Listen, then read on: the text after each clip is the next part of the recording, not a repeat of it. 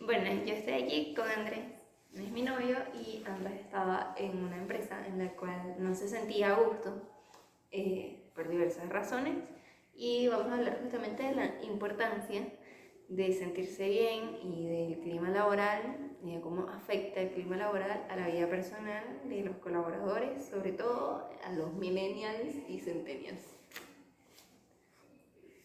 Bueno, este trabajo donde me llegué a sentir mal fue mi primer trabajo después de graduarme de la universidad. Ahí tenía un poco cargo de analista de mercadeo y de calidad ISO 9001-2015. Al principio enamoradísimo de la empresa, todo estaba súper bien. Entré en septiembre, muy cerca de Navidad, entonces hubo muchas actividades navideñas y Halloween y conceptos así, bueno, fiesticas y cosas para divertir a los trabajadores, pues. Todo esto prepandemia, obviamente. Por supuesto, prepandemia, esto fue en 2019. Eh, y bueno, al principio todo bien. Después se alcanzó un nivel de estabilidad, ya que ya una vez que entendía las cosas que tenía que hacer dentro de mi cargo, de mis roles y mi responsabilidad, ya era simplemente cumplir. Y ya con cumplir todo podría decirse que estaba bien. Ya después atacó la pandemia. En pandemia, bueno, se destaparon muchos problemas que se tenían resguardados, se tenían ocultos, estaban parcheados. Viene la pandemia y todo se desata. Entonces se desatan todos los problemas y con todos los problemas se desatan problemas directos que afectaron mi vida personal y mi relación laboral. Empezando por amenazas con bajarme el sueldo, ya que, bueno, como aquí en Venezuela se gana a través de bonos y yo ganaba sueldo mínimo y el resto eran bonos en moneda dura. Este bono va alineado a tu rendimiento, entonces si tu jefe considera que hiciste mal, te bajaban el dinero que tú ganabas. Eh, Muchas veces yo sentía que era muy injustificado y sin realmente un sentido, porque me bajaban $15 porque se me escapaba un acento y me podían bajar $10 por hacer un texto completamente malo, o sea, realmente no había un sentido. Sientes que Eh, no había como unos indicadores que eran, bueno, por esto se te baja tanto porcentaje o por aquello se te baja tanto, o sea, no, sentías que era completamente al Arbitrario, azar, sí, algo arbitrario. según como le pareciera a tu jefe en el momento. Uh-huh. Mucho de, Muchas de las amenazas también. De repente había meses donde no me bajaban, pero llegué a tener 3 4 amenazas de que si me entregaba algo, si no me quedaba más horas o si no hacía algún fin de semana, entonces me iban a descontar. Eh, bueno, justamente, y muchas cosas. En, por tema COVID, mi padre quedó en España porque él estaba de viaje de trabajo y quedó allá atrapado unos 4 meses. El fin de semana que volvió, no trabajé. Igual el mismo lunes en la mañana terminé lo que tenía que haber hecho el fin de semana. Igualito me amenazaron con bajar el bono porque yo tenía que haber trabajado ese fin de semana porque eso es lo que hace un trabajador con ganas, ¿verdad? Comprometido con la excelencia del trabajo de la Sí, empresa. sí. Entonces, bueno, como parte de analista de mercadeo, también había un poco de presión en todo este trabajo porque es una empresa muy clásica, una empresa muy piramidal y yo no puedo decirle algo al senior manager sin pasarlo directo por mi gerente, por mi jefe directo. Yo no puedo hablar con los directores sin pasar por mi jefe directo y por el senior manager. Y entonces todo siempre se queda dentro del departamento donde yo trabajaba. Entonces muchos proyectos de analista de mercadeo, que era yo, muchos proyectos de email marketing, de manejo de las redes sociales, de identidad corporativa, todo esto quedó dentro del departamento, nunca salió a la directiva y hubo momentos donde prácticamente me sentía amenazado, prácticamente sentía que me iban a botar de la empresa, eh, que me iban a despedir porque sentían que yo no estaba haciendo nada y realmente es que nunca salió del departamento, Claro. nunca pasó el primer filtro. Para Sentías que no era tomado en cuenta, pero no sabías que realmente no era, que no era tomado en cuenta, sino que no iba más allá a quienes debían escuchar lo que tú estabas proponiendo para que fuera tomado en cuenta. uh-huh. Y bueno, muchas cosas un poco personales ya con mi jefe, temas de no poder poner que era licenciado en mi pie de correo, porque tú no eres el único licenciado, aquí hay muchos licenciados y ninguno lo tiene puesto, así que ¿por qué lo vas a poner tú? Entonces no lo pones. A pesar de que esto de licenciado, tengo entendido que fue una sugerencia de un superior de tu jefe Sí, incluso, ¿no? el propio director de la empresa me preguntaba cuándo iba a poner licenciado en el correo, porque bueno, yo recibí mi título estando trabajando ahí, pues. Y yo quería, lo puse, al final después me obligaron a quitarlo. Y son esas pequeñas cosas. O sea, por más que lo haya dicho con una sonrisa o en chiste, no importa solo cómo lo dice, sino lo que dice al fin y al cabo. En, Entonces, así se repitieron muchas cosas, pasivo-agresivas que realmente eran muy dañinas, pues. Yo en un punto me da demasiada ansiedad ver una llamada a mi teléfono, porque si era mi jefe yo ya me esperaba que fuese algún problema que me iba a formar o que yo ya tenía que ponerme a trabajar, así estuviese en el cine o haciendo lo que sea con mi novia, paseando a mi perro, lo que sea. Y me da demasiada ansiedad ver el teléfono sonar y que fuese alguien de la empresa. sí, sin importar la situación, era bastante comprometedor cuando uno veía la llamada allí que uno ya sabía. Ujú. Como espectadora de la situación, no era agradable tampoco el sentimiento de un domingo a las 3 de la tarde. Una llamada y tú sabes, hay que parar lo que sea que estés haciendo para ponerte a trabajar. Es algo fuerte, ¿no?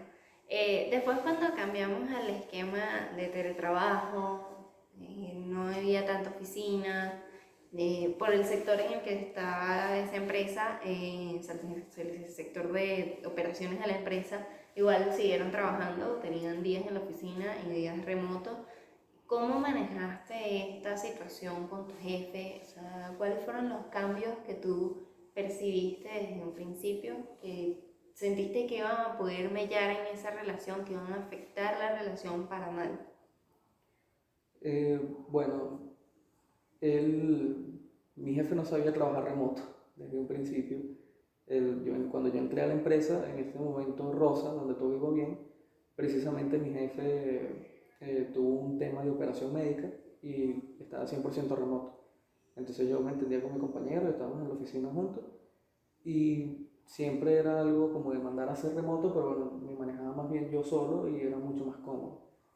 Ya después que se pasó a la parte de remoto oficina, eh, no teníamos realmente un plan donde tú vas este día y así quedamos toda la semana, sino que a las 6 de la mañana él se despertaba y el que creyera que necesitaba más en la oficina era al que le decía. Entonces uno no podía planificarse fuera de eso, porque además también pegó el tema gasolina. Entonces uno no podía planificarse porque no sabía si te tocaba ir a la oficina o no ese día. Y simplemente muchas cosas. Con el tema de gestión de la calidad que también llevaba yo, la satisfacción del cliente que se tiene que reportar mensualmente, empezó también a ser un problema porque entonces se cambió a una modalidad virtual en vez de entregarles las encuestas en físico como se hacía antes. Y entonces toda esa transición fue todo un problema porque entonces mientras al mismo tiempo yo tenía que hacer contacto con clientes, yo no podía ser el que les hiciera el contacto a los clientes porque soy analista, entonces eso lo tiene que hacer el gerente, por lo menos el primer contacto, y yo hacerle los seguimientos, entonces es todo un rollo. Al final realmente ese departamento en específico siempre se sintió como que de caras para afuera todo era perfecto, pero por dentro tenía muchos problemas que cuando empezó la pandemia explotaron. Entonces empezaron todos los problemas en todo lo llevado del mercadeo, en todo lo que era gestión de la calidad. Y bueno, muchas cosas pasaron. ¿Cuál fue ese punto, pues sigo la guinda del pastel, la cereza del helado, que te hizo decir, no puedo más, no aguanto aquí, me voy? Bueno, creo que el primer punto fue en la auditoría externa que hace Fondo Norma, que es el que da la certificación de ISO. Eh, bueno, nos van a poner una no conformidad, que es decir que no estás cumpliendo con tu sistema de gestión de calidad. Entonces, precisamente mi jefe le echó la culpa a otros departamentos frente al senior manager de que tuviésemos esa no conformidad. Frente a la auditora, me echó la culpa a mí y al final él se fue a las 5 y el que se quedó hasta las 9 de la noche resolviendo el tema para que quitaran la no conformidad fui yo. Y ese día estaba lanzándole golpes a la mesa mientras seguía trabajando y resolviendo el problema. Al final todo se resolvió, pasamos otra vez la certificación ISO, sin no conformidades, pero ese fue ya el primer punto donde ya la molestia era muchísimo. Ya después, la suma de las pequeñas cosas, como venía diciendo, se sumaban y ya venía muy molesto y poco a poco realmente cada vez menos proactivo, cada vez menos con ganas de hacer nada, sino simplemente hacer lo que me decían para Claro, el evitar sentir que no se tomaban en cuenta tus ideas, también eso reduce tus ganas de proponer nuevas ideas, ¿no? Sí, para evitar problemas pasé a un switch de zombie, por Hacer decirlo lo que así. te piden y ya. Hacer lo que me piden y lo que tenga enfrente y ya está. Y no buscar más, no buscar dar más, ni proponer más, ni darme lo menos posible. Si me piden pío, dar pío y dar solo pío y ya. Porque del resto puede ser un problemón y no hace falta. En ese momento, cuando empiezo a tomar ese sentido de que para qué me voy a dar mala vida, empiezan los descuentos mensuales y tuve un periodo como de 4 o 5 meses donde no me pagaron mi sueldo completo. Por supuesto, esto se supone que se hace para que tú mejores y vuelvas a tener tu dinero completo, pero realmente no había ningún incentivo real. Ese dinero simplemente no valía ya ese tiempo y ese cansancio mental en eso. Eh, y nada, llegó un momento, por fin tuve el valor de pedir a recursos humanos hablar sobre todo este tema y se me escapó la idea de decir que tenía pensado renunciar, ya no aguantaba más. Hablé con recursos humanos, hablé directamente con mi senior manager porque se entendía que el problema era con mi jefe directo y en ese momento me dio COVID. Entonces estuve las 2 semanas eh, De cuarentena. sí, las 2 semanas de cuarentena, de aislamiento, trabajando remoto. Y en esas En 2 semanas, horario extendido. en esas 2 semanas que se supone, bueno, todos creían que yo más bien me iba a calmar y que todo iba a pasar, más bien con el tema de que mi jefe no sabe trabajar remoto fue peor. Entonces yo me recuperé un viernes del COVID, ya vi negativo y el mismo lunes fui a llevar mi carta de renuncia. Claro.